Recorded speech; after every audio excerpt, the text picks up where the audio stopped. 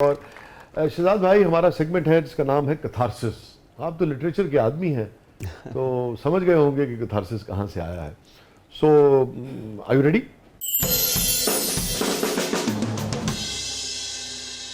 एक आजमाइश है। Any regret in life? जब मुझे तमगा इम्तियाज मिला तो मेरा बाप नहीं था। ओहो। बस ये मैं महसूस करता हूँ। और कितने अरसे पहले उनका इंतकाल हुआ? उनका कोई 13-14 साल हो गए। और तमगा इम्तियाज आपको मिला है? ये मुझे 2 साल पहले अभी मिला। 2 साल पहले, हाँ। तो मगर वो आपको, लेकिन घूंघट वगैरह उन्होंने देखी? जी, मेरी उन्होंने कामयाबी देखी हुई देखी है। देखी। अभी बात हुई रक्षा वक्षा रोका आपने, गाड़ी वाड़ी बिक गई, तो घूंघट के बाद कुछ तो पैसा आया होगा? सर ऐसी बात नहीं है कि मैंने यहाँ से पैसे नहीं कमाए। वो तो मैंने एक बताया कि ऐसा फिल्म नहीं, मैं समझ गया, मैं समझ गया। मैं घूंघट के बाद कितना कमाया? घूंघट में हमने बहुत पैसा कमाया, फिर निकाह में बहुत। कितना परसेंटेज में बता दें कि इतना लगा, इतना आया? डबल ट्रिपल किया उसमें। अच्छा, मतलब फर्स्ट कर लें उस जमाने में अगर आपने 2 करोड़ लगाए तो 6 करोड़ किया आपने। उस वक्त वो फिल्म बनी थी अपना, मेरा ख्याल 50 लाख की बनी। ठीक है, मैं एक मिसाल देता हूं, 50 नहीं तो 1.5 करोड़, 1.5-2 करोड़ आपने। ठीक है। इसी तरह निकाह ने उससे भी ज्यादा बिजनेस किया। Very good. वो तो नुकसान तो एक इसका पार्ट है ना। जी, वो जी, आपको किसी भी कारोबार का, है ना। किसी भी उसका होता है। लेकिन वो नुकसान तो हम बेसिकली डिस्कस कर रहे थे आपकी मोहब्बत के हवाले से, फिल्म की कमिटमेंट के हवाले से। कुछ चीजें होती हैं वो आपको जिंदगी का सबक सिखाने के लिए होती हैं। तो मैंने जिंदगी के बड़े रोशन पहलू देखे थे। घूंघट सुपरहिट, निकाह सुपरहिट, रुखसती आई है तो रुखसती फ्लॉप होगी। अच्छा, वो जो जिंदगी का डार्क पहलू उसने मुझे रुखसती में दिखाया है ना, अच्छा। तो मैं उसे रुखसती को बड़ा प्यार करता हूँ कि वो मेरी उस्ताद है। इसने मुझे जो है ना जिंदगी का एक दूसरा पहलू भी दिखाया है। शेयर कीजिए, क्या आपके जहन में था, क्या सोच रहे थे? क्योंकि उम्मूमन तासुर ये होता है जब आदमी स्कोर कर रहा हो ना कि हाँ भाई अब अगला भी छक्का ही मारूंगा, क्या हुआ? क्या देखिए, सम टाइम ये होता है कि आप के कम्युनिकेशन का प्रॉब्लम होता है। अब गुलजार साहब का चूंकि असर था, उनकी फिल्में देख देख के हम आए थे अपना जो है ना, वो फिल्म फ्लैशबैक्स उसके अंदर बहुत थे। अच्छा, ठीक है। फ्लैशबैक टेक्निक के ऊपर जो है ना वो ट्रीटमेंट जो था फ्लैशबैक का था। वो उस वक्त एक्सेप्ट नहीं हो सकी फिल्म। तो अच्छा, उनके यहाँ भी गुलजार साहब की जो फ्लैशबैक के ट्रीटमेंट पे जितनी भी फिल्में हैं, लाइक माचिस भी तकरीबन ऐसे ही है, इजाजत है, खुशबू है, मौसम है, तकरीबन सारी फ्लैशबैक के ट्रीटमेंट है ना, पैटर्न है। मगर वो कमर्शियली को बहुत बड़ी फिल्में तो नहीं है। ये अलग बात है कि वो कल्ट मूवीज एक तरह से बनी। बिल्कुल बिल्कुल उनका दर्जा बहुत बुलंद है, मगर वो बहुत अरबों रुपया तो उन्होंने नहीं कमाया ना। मुझे जो अपनी नाकामी से मैंने सीखा ना कि आप सम टाइम ये समझते हैं कि आपने कम्युनिकेट कर दिया है, जी जी ठीक है, लेकिन वो चीज़ आपके दिमाग के अंदर ही रहती है, असल आवाम तक नहीं पहुंचती। ये आपने बड़ी अहम बात की। हमारे लिटरेचर में, शेर में, लिटरेचर में जो चीज़ हम सीखते हैं और जो पढ़ते हैं, उनमें से एक चीज़ इब्तदाई में जो सिखाई जाती है वो यही होती है कि देखें आपके जहन में तो है भाई, मगर जो आप शेर कह रहे हैं वो इब्लाग हो रहा है कि नहीं हो रहा? इब्लाग हो उसको होना भी तो चाहिए ना।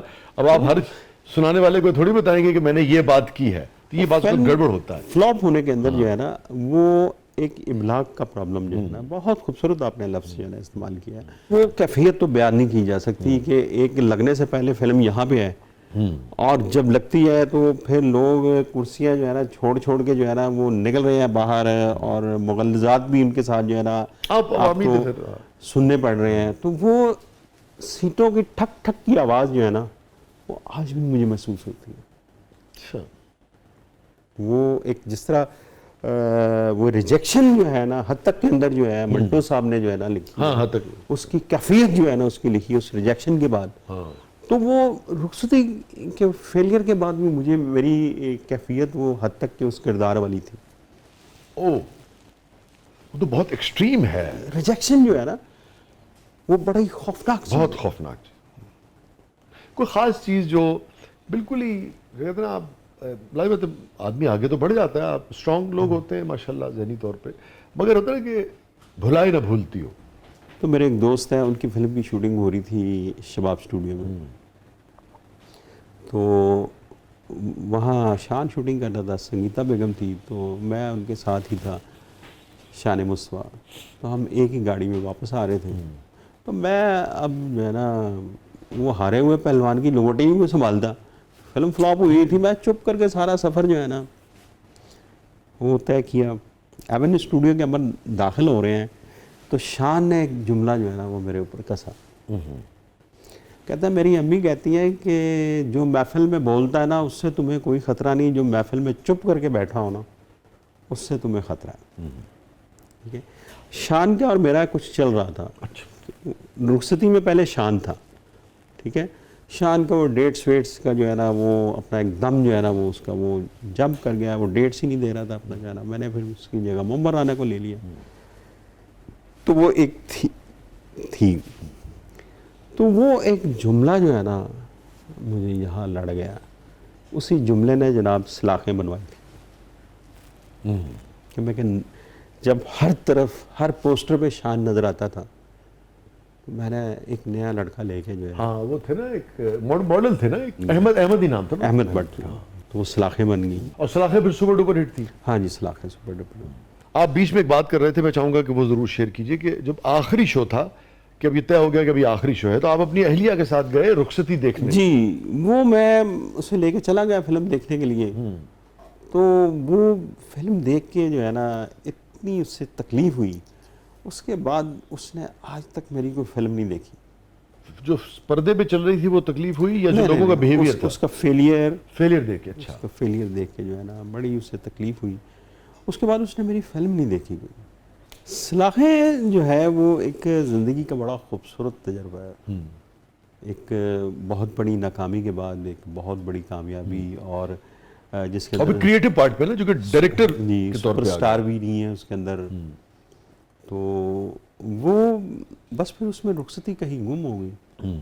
और ख़ास तौर पे इसलिए भी कि रुखसती में जो आप नहीं साबित कर सके लोगों को या लोगों ने नहीं माना, उसी डायरेक्टर की फिर कामयाब हो ना, तो वो और ज़्यादा। अब उसका मुझे एक वाक़या नहीं भूलता, पहला शो है और सलाखे का और रुखसती की नाकामी अब इस मरतबा नाकामी है। अच्छा, वो शेयर करें ना, आपका भी तो दिल धड़क रहा होगा। मैं राशिद ख्वाजा साहब और राना खलील साहब जो है ना, पहला शो फुल नहीं हुआ उसका। नहीं हुआ फुल? नहीं हुआ। अच्छा, हालांकि राशिद ख्वाजा जैसा इतना बड़ा मार्केटियर सर, उसके ब्रांड पार्टनर जियो था, उसके अंदर बहुत सारी चीज़ें थे। उसके प्रीमियर पे राज बब्बर को हमने बुलाया, जो कुछ हमसे हो सका ना हमने उसके लिए किया था। लेकिन पहला शो फुल नहीं, गुलिस्तान पे फुल नहीं, प्लाजा पे फुल नहीं, एम्पायर पे फुल नहीं। तो बड़े जो है ना वो राशिद साहब ऐनक उतार के जो है ना बैठे हुए, मैं उनके पास जाके बैठ गया। तो मैं कह, राशिद साहब आप तो अमेरिकन नेशनल हैं, हाँ, तो आप तो अमेरिका चले जाएंगे, मैं तो अपना लॉ किया हुआ है, मैं तो मुझे तो पता भी नहीं है, मैं तो अब कचहरी में फटा भी नहीं लगा सकता। पैसा भी किसी और लगा। तो अपना जो है ना हम सोच में पड़े हुए हैं। इंटरवल हुआ, ये अभी पहला दिन है? पहला दिन। ओके। इंटरवल हुआ, मुझे पहला शख्स जो आके मिला, उसने आगे जफ्फी डाली ना, वो थे हसन अस्करी साहब। वाह वाह वाह वाह। हसन अस्करी साहब ने मुझे जो है ना जफ्फी डाली, उन्होंने कहा शहजाद बड़ी अच्छी फिल्म बनाई आपने। और वो बहुत अहम आदमी है चूंकि इंडस्ट्री और में। उन्होंने इतनी बड़ी फिल्म बनाई थी, सलाखें जो उनकी थी, अपना जो है मोहम्मद अली साहब वाली, इतनी बड़ी फिल्म थी वो हिट। तो वो बंदा जिसका मैंने जिस पर स्क्रीन पे पहली फिल्म जो देखी थी वैशी जट, वो अस्करी साहब की थी। वो बंदा आके मुझे कह रहा है यार शहजाद आपने बहुत अच्छी फिल्म बनाई।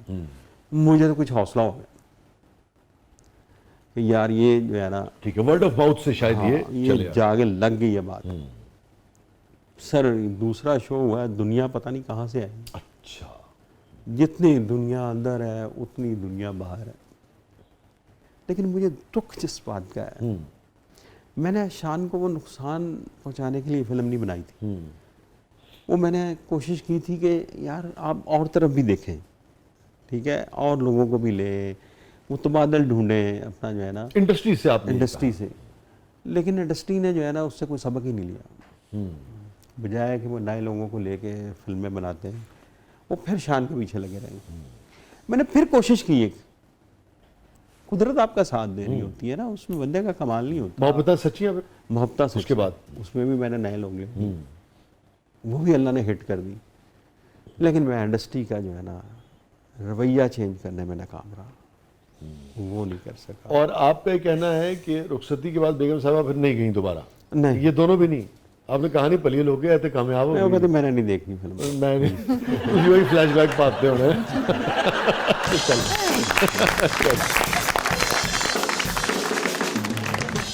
कोई ऐसी चीज़ शहजाद भाई जिसपे ज़िंदगी में गिल्ट रहता हो? हाँ, घूंघट फिल्म में गाना निगोड़ी कैसी जवानी, वो मुझे चांद में दाग लगता है। और बस वो अपने पार्टनर्स के कहने पे जो है ना, उनका प्रेशर था जिस वजह से डाल दिया था। ना नूर साहब डालना चाहते थे वो गाना, ना मैं डालना चाहता था, तो बस वो मजबूरी के तहत डाला था, लेकिन वो मुझे फील अच्छा, होता है। आपको इतनी तकलीफ है कि आप बाकायदा उससे अपने ज़मीर जी, पे बोझ समझते हैं? वो मुझे नहीं अच्छा लगता यार, ये नहीं होना चाहिए था। ये आपने बड़ी अहम बात की है, मैं आपको इसकी बड़ी दाद दूंगा, क्योंकि घूंघट तो बिल्कुल एक पुराना, कम से कम 25 साल हाँ जी, है ना। लेकिन 3 साल हो मैंने गए। आपसे जैसे ही सवाल पूछा, कोई दूसरी बात आपके जहन में नहीं आई ना। ये बड़ी है बात है कि हमारा एक फिल्म मेकर जो है वो ऐसी साफ़ सुथरी तफरीह लोगों तक पहुंचाना चाहता है जो फैमिलीज़ आएँ और देखें और इन्जॉय भी करें, वो हिट भी हो, और उसमें बहुत कुछ रिश्तों के हवाले से, बहुत कुछ ज़िंदगी के हवाले से कुछ ना कुछ सीख के भी जाए। ये बड़ी काबिल तारीफ़ बात है। Thank you.